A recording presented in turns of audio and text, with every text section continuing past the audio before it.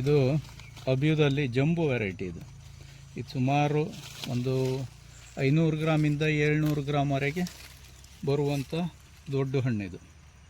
ಇದು ಸೈಜ್ ನೋಡಿ ಇಷ್ಟು ದೊಡ್ಡ ಬರ್ತದೆ. ಇದು ಸ್ವಲ್ಪ ದೊಡ್ಡ ಬರುವಂಥ ಹಣ್ಣು ಜಂಬೋ ಅಬಿಯು ಅಂತೇಳಿ.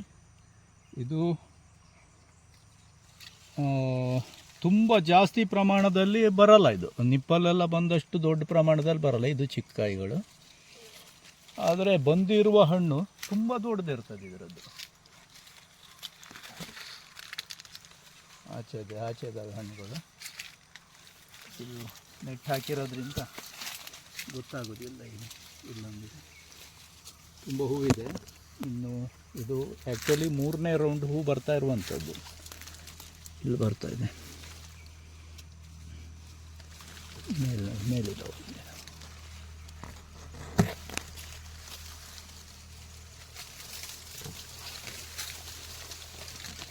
ಇದು ಕಾಯಿ.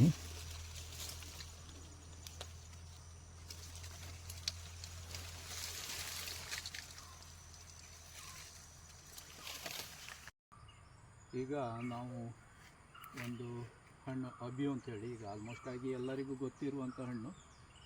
ಕೆಲವರಿಗೆ ಇದು ಹಣ್ಣು ಹೇಗಿರುತ್ತೆ ಅಂತ ಗೊತ್ತಿಲ್ಲ ಅಂತ ಹೇಳಿದರು, ಅದಕ್ಕಾಗಿ ಒಂದು ವಿಡಿಯೋ ಮಾಡ್ತಾಯಿದ್ದೀವಿ. ಮೊದಲನೇದಾಗಿ ಇದರಲ್ಲಿ ನಿಮಗೆ ತೋರಿಸ್ತಾ ಇರೋದು ನಾವು ಈ ಮಂಗ ಮತ್ತು ಕಾಡು ಪ್ರಾಣಿಗಳು ಪಕ್ಷಿಗಳಿಂದ ರಕ್ಷಣೆಗೋಸ್ಕರ ನಾವು ಮಾಡಿರುವ ಮೆಥಡ್. ಇದರೊಳಗಡೆ ಇಲ್ಲಿ ತುಂಬ ಮಂಗ ಇದ್ದಾವೆ, ಆದರೆ ಈ ಥರ ಮಾಡಿದ್ಮೇಲೆ ನಮಗೆ ಯಾವುದೇ ಡ್ಯಾಮೇಜ್ ಆಗಿಲ್ಲ. ಈ ಥರ ನೋಡಿ, 2 ಪಿಲ್ಲರ್ ಹಾಕಿದ್ದೀವಿ, ಅದ್ರ ಮೇಲೆ ಒಂದು ಪೈಪ್ ಕಟ್ಬಿಟ್ಟು ಬಲೆ ಹಾಕಿದ್ದೀವಿ. ಈ ಥರ ಮಾಡಿದ್ರಿಂದ ಸಮಸ್ಯೆ ಇಲ್ಲ. ಇದರೊಳಗಡೆ ನಾನು ಅಬಿಯು ಫ್ರೂಟನ್ನು ತೋರಿಸ್ತೀನಿ.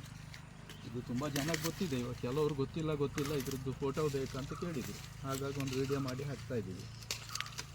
ಇದು ಈಗಾಗಲೇ ತುಂಬ ಕುಯ್ದಿದ್ದೀವಿ, ಈಗ ಸ್ವಲ್ಪ ಹಣ್ಣು ಉಳಿದಿದೆ ಅಷ್ಟೇ.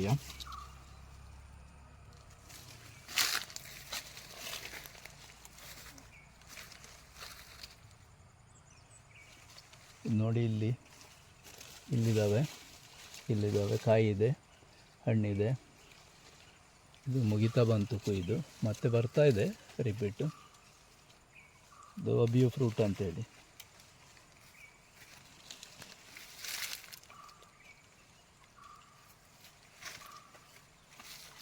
ಇದು ಫುಲ್ ಹಳದಿ ಆದರೆ ಚೆನ್ನಾಗಿರ್ತದೆ.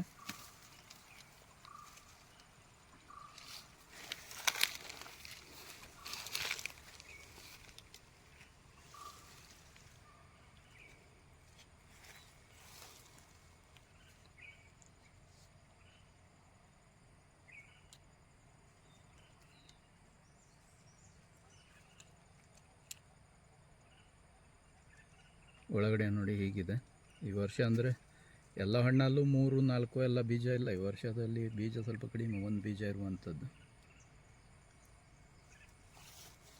ಇದು ಮತ್ತೆ ಏನು ತುಂಬ ವರ್ಷ ಬೇಕಾಗಿಲ್ಲ. ಇದು ಈ ಗಿಡಕ್ಕೆ 2 ವರ್ಷ ಇರ್ಬೋದು ಅಷ್ಟೇ. 2 ವರ್ಷ ಒಂದು 70-80 ಹಣ್ಣು ಬಂದಿತ್ತು. ಭಾಳ ಬೇಗ ಬರ್ತದೆ, ಏನೂ ಹುಳಿ ಇರೋದಿಲ್ಲ ಈ ಹಣ್ಣುಗಳು. ತುಂಬ ಸ್ವೀಟ್ ಇದೆ, ತುಂಬ ಚೆನ್ನಾಗಿದೆ. ಇವಾಗೇನು ಕಮರ್ಷಿಯಲಾಗಿ ಬೆಳೀತಿದ್ದಾರೆ, ಎಲ್ಲ ಕಡೆ ಬರ್ತಾ ಇದೆ. ಮೊದಲು ಯಾರಿಗೂ ಗೊತ್ತಿರಲಿಲ್ಲ, ಈಗ ತುಂಬ ಮನೆಗಳಲ್ಲಿ ಉಂಟು.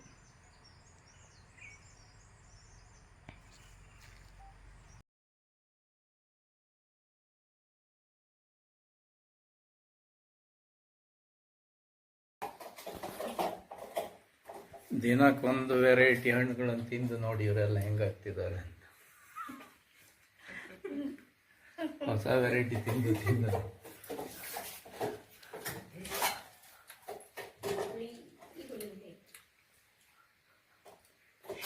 ಹೇಗಿದೆ ರುಚಿ? ಬಾಯಿ ಬಿಡಕ್ಕಾಗ್ತಿಲ್ಲ.